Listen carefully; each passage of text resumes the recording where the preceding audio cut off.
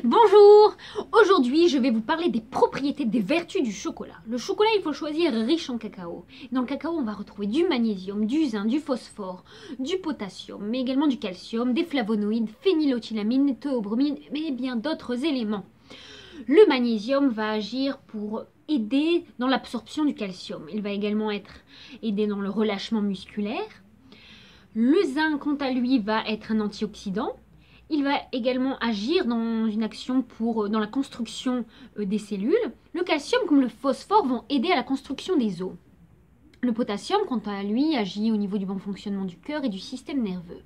Les flavonoïdes vont éviter un peu l'apparition des cellules cancéreuses.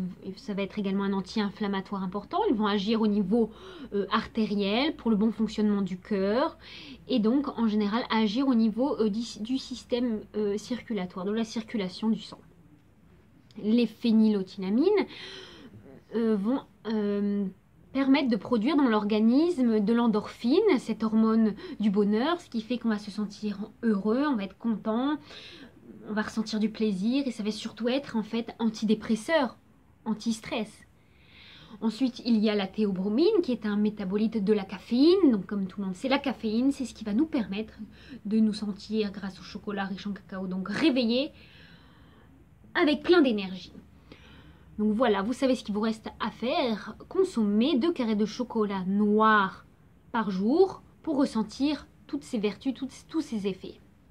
Une étude a d'ailleurs été menée sur 30 000 personnes âgées en Amérique qui ont consommé 2 carrés de chocolat noir par jour et cela a démontré que leur tension artérielle a diminué pour les personnes en hypertension, que leur taux de mauvais cholestérol a diminué jusqu'à 10% et qu'on a vu également une diminution du risque d'avoir une crise cardiaque jusqu'à 32%, donc cette diminution. Donc vous voyez, il y a tous des effets bénéfiques qui ont été prouvés. Donc le chocolat noir n'est pas seulement bon au goût, mais bon pour la santé. Donc profitez-en. Comment maigrir grâce à une diète à base de chocolat? Je vous ai déjà parlé de toutes les propriétés, les vertus du chocolat, du process de fabrication du chocolat à partir des fèves de cacao, comment obtenir ces fèves de cacao. Et aujourd'hui, c'est comment maigrir grâce au cacao. Ce qu'il faut savoir, c'est que pour 100 g de chocolat, on a 550 kilocalories, ce qui est beaucoup. Le chocolat est pourtant calorique. Mais qu'est-ce qui fait qu'on peut maigrir? Eh bien, à l'intérieur du cacao, on retrouve des substances que l'on appelle catéchines, qui font partie de la famille des flavonoïdes. Ces substances-là vont aider à la perte de poids et vont également permettre d'augmenter la masse musculaire. Ensuite, le chocolat noir, le chocolat amer notamment, provoque un effet de satiété, ce qui fait qu'on ne va pas avoir faim avant un long moment. En plus, il y a cet indice glycémique du chocolat. Le chocolat, son indice glycémique est inférieur à 55, du coup ce qui est très bénéfique pour les diabétiques, mais d'ailleurs pour nous tous, puisqu'on n'aura pas faim avant un moment, ce qui rejoint cet effet satiété. Ensuite, ce qu'il faut savoir, c'est que manger un carré de chocolat noir après un bon gros repas va agir sur nos sucs gastriques en permettant une meilleure digestion de notre repas. Donc voilà.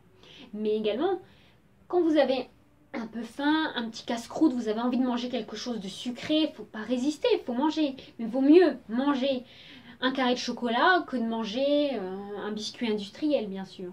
Donc voilà, tous ces éléments font que vous pouvez vraiment maigrir en mangeant du chocolat. Par la suite, je prévois donc de vous parler notamment des plantes, comment se soigner par les plantes, également la vérité sur les cosmétiques, d'où vient ce qu'on mange, comment comprendre, déchiffrer cette liste longue que l'on retrouve sur nos emballages alimentaires. Mais également, et selon moi, le thème le plus important, ce sont les huiles essentielles. Qu'est-ce qu'une huile essentielle? Comment l'utiliser? À quoi sert-elle? Pourquoi peut-elle aider? Et on verra tout ça par la suite. À très bientôt!